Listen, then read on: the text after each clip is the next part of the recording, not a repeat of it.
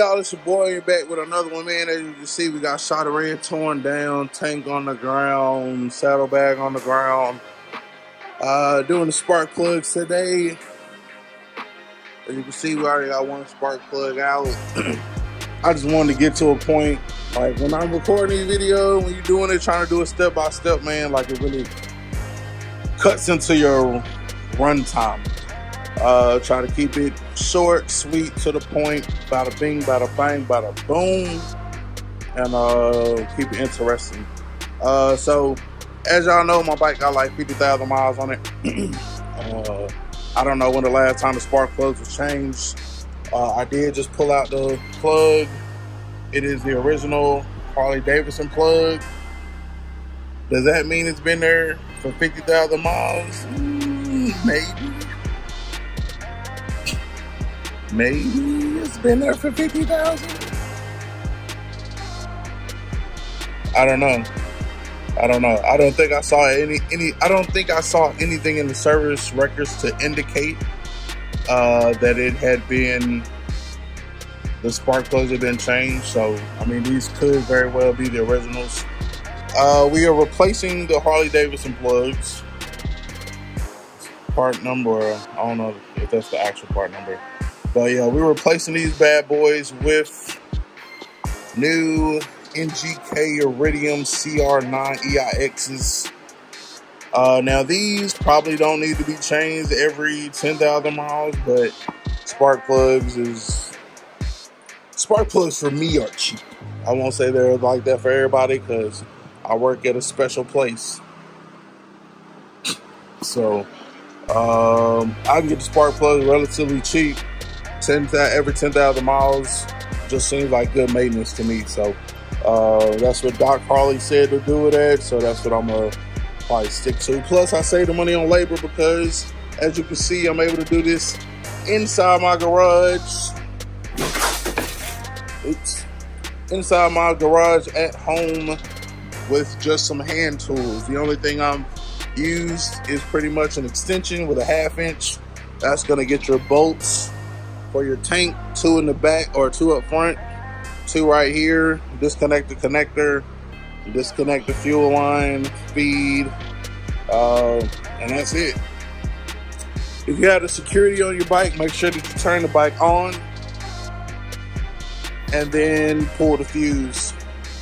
Don't pull the fuse before you turn the bike on. That is just gonna holler. So don't do that. So yeah, that's it pretty much in a nutshell. I will cut y'all back on after I got it all back together and cranked up. Alright, so I just got a little bit of a disclaimer. The plugs on this side is a little bit more difficult to pop off. It helps to have some kind of pick tool, preferably thicker than this, to get down there to the base of it and kind of pull it up. Hopefully I didn't damage the plug wires when I was pulling them off. I was trying to be as gentle as possible. I think the plug wires are good. It's just the plugs themselves definitely look like they've been seeing better days. So I don't know. I would probably say that these is 50,000 mile plugs. I don't believe that they've been changed since the original OG, but I could be wrong. And maybe I can get some kind of service records for the bike. I know I had them at one point in time. I don't know where they at now. But I don't know if it said anything about changing out the spark plug. But like I said, these have definitely seen better days. I don't want to judge it off of this rust on the outside because, I mean, that can accumulate. But at the same time, it could be from 2017, original OG spark plug. So she should run with a new lease on life.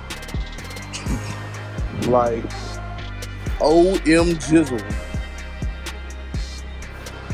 And be like, whoa, little baby.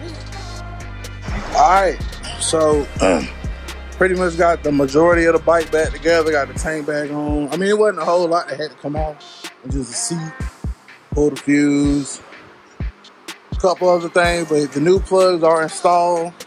And so I wanted to do the first start with y'all, you know what I'm saying? Because we keep it real. So if this don't go right, if this don't go right off the ripper, I want y'all to know. Keep y'all in the know. No gimmicks, baby. All right. So turn it off. Let it do whatever. Like I said, we just changed the spark plug, so it shouldn't have affected anything really. But content.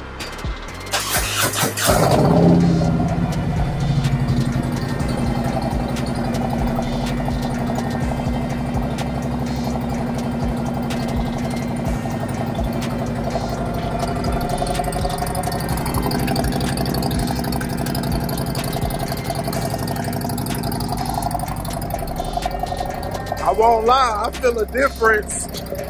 I feel a difference just with the exhaust shit coming over here.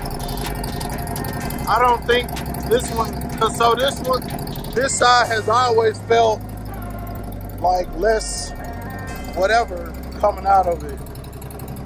Right side has always had it.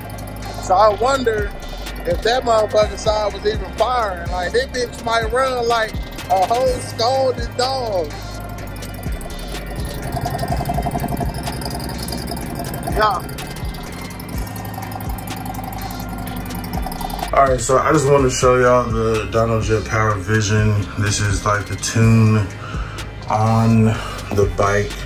So technically what controls the fueling is the VE table, which is this, right?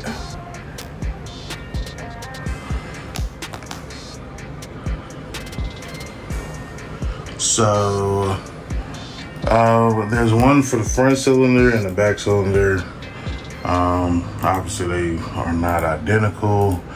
But what I believe, because I don't know a lot about tuning, and take this information at your own risk, is that the air fuel ratio, or lambda, that is telling you here is where the auto tune feature of a lot of things, whether it's Harley or Power Vision, I want to say, this is my hypothesis, is that whatever values are here on this are going to be where the bike aims for.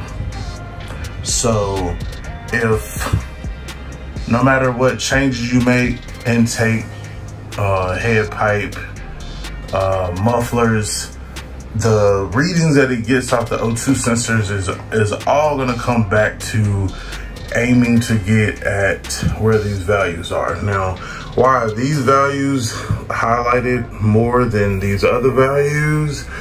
That is because, in my hypothesis, this is where you typically ride at. I have probably noticed, and this is just because the only reason that I kind of noticed this is because when I ride and when I'm logging and auto tuning, this is usually the area, like this is where you first start up, and then as you get down the road, this is kind of where you live at, and then it probably even narrows down even further, depending upon like the RPMs and stuff that you read at, because you have your RPMs over here and then you have your KPA over here. In retrospect, like I said, the airflow with the VE table, what is adjusting here with the fuel table, and this, the only reason that this knows what it is based off of that initial air fuel ratio table. So based off your throttle position and your RPM, that's what's going to fluctuate. You notice here, same thing. These are all still lower values. The only things that really get changed is kind of up in here, and sometimes it get kind of a little wonky. And sometimes you can, I know with HP tuners, you can kind of spray it and kind of smooth it out and things like that. But that's what the table essentially looks like. If you put it in was to put it on a 3D graph. Like I said, take this information as you will. But what I have done, or what I am about to do, is I have changed all these values that are 14.3, where 14.64 is, you know, perfect mixture. We're gonna drop it to 13.5. It's gonna run a little bit richer, but hopefully it will drop my temperatures and we'll be good to go. That's the hope. Will it work? I don't know. Will I blow my back up? Hopefully not. But we're finna go put it on the road, do the auto tune, and see what happens.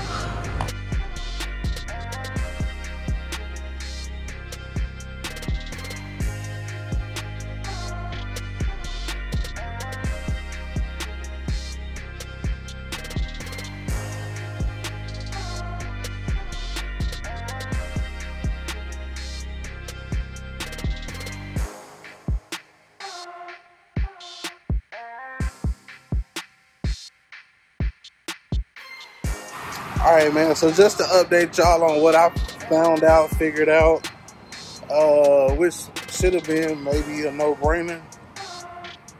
The street glides, not made for them lowers.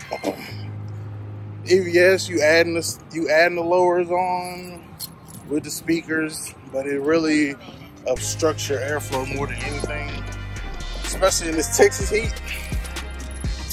So I guess the experiment that I may do is taking the lower off, running it that way. I can also see like how loud my music is. I mean, minus 2 speakers. I don't know. We'll find out though. So I'm gonna probably take the 2 speakers, take the lowers off. Because if anything, like, I mean, yes, I want the music, but I do not want to jeopardize my bike in the process. So the only thing about that sucks, because I got my turn signals on there, and yeah, see, that's, I don't know, that's, maybe not, maybe we don't just pop off the lowers, like. But now that we know what it is, like, maybe we're not as worried, you know? We're not as worried. We know the source. We know the source of the heats, and we are capable of doing, you know, whatever we need to do to fix it. So that part. So